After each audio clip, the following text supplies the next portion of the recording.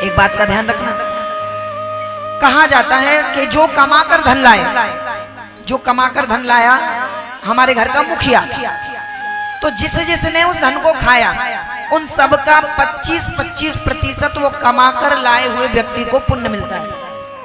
ठीक है, फिर 25% बनाने वाला ले लेता है, जिसने बनाकर खिलाया। आप ये मत सोचना कि आप दिन भर रोटी पानी में लगी रहती हैं तो कुछ आपके लिए अच्छा नहीं हो रहा है। आप बहुत बड़ा पुण्य अपने झोली में भर रही हैं। भोजन बनाकर जिसको भी खिलाती हैं उसके द्वारा किया गया पुण्य का 25% भाग आपको मिलता है। ये मत सोचिएगा कोई रिश्तेदार अचानक रात में आ गया, उस समय आप सो रही हैं, उस समय आप तुरंत उठिए और बहुत प्रसन्नता से प्रसाद बनाइए और उन्हें पवाइए। समझ लीजिए भगवान ने उस समय तुम्हारी एक तपस्या पूरी कर दी, क्योंकि आपने अपनी निद्रा को बर्बाद करके भोजन बना कर दिया। ऐसा मत करिए कि ये और आ गए इतनी रात को। यदि आपने ऐसा कर दिया तो लक्ष्मी मैया नाराज हो जाएंगी। बहुत प्रेम से उनका सम्मान करिए, उन्हें आदर से बिठाकर भोजन कराएं, उनके हृदय से। देखो, आशीर्वाद जबरदस्ती नहीं लिया जाता। लोग कहते हैं ना, सिर पर हाथ रख दो आशीर्वाद दे दो। अरे ऐसे आशीर्वाद नहीं मिलता। ऐसा काम करो कि दिल से अपने आप निकल जाए कि तुम खुश रहो, तुम्हारा कल्याण हो, तुम्हारा पाप खत्म हो जाए, तुम्हारे घर में ऐसा हो जाए वैसा हो जाए, अपने आप सामने वाला कह दे, वो आशीर्वाद होता है। जबरदस्ती का क्या? हाथ तो रख दो, बोले हाथ तो रख दो, कुछ नहीं होता। अपने आप दिल से निकल जाए वो आशीर्वाद है। अच्छा, ब्राह्मण का आशीर्वाद कब लेना चाहिए? श्लोक कह रहा है, हम ब्राह्मणों के अपने गुरुदेव के या भगवान के पैर छूते हैं तो बोले ब्राह्मणों के पैर छूने का फल हमें क्यों नहीं मिलता? क्योंकि कहीं कहीं तो ब्राह्मण भी गड़बड़ हो गए। दूसरा कारण सुनिए, पैर छूने का ढंग गलत है। कब पैर छूने चाहिए? भक्त के या संत के या ब्राह्मण के? बोले भोजनांते, जब वो भोजन करके उठ रहे हो तुरंत उनके पैर के अंगूठों को पकड़ लीजिए।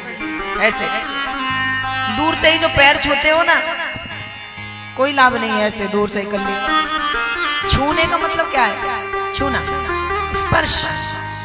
अब दूर से ही छू रहे हो तो ये छूना थोड़ी है, फिर तो नमस्ते कर लो। अच्छा, नमस्कार और नमस्ते में अंतर क्या है? नमस्ते तब करना चाहिए जब एक व्यक्ति से कर रहे हो नमस्ते, यानी नमस्ते, ते यानी आपको, ते माने एक को। और नमस्कार वहां करना चाहिए जहां बहुत सारी भीड़ है, एक साथ नमस्कार कर लो।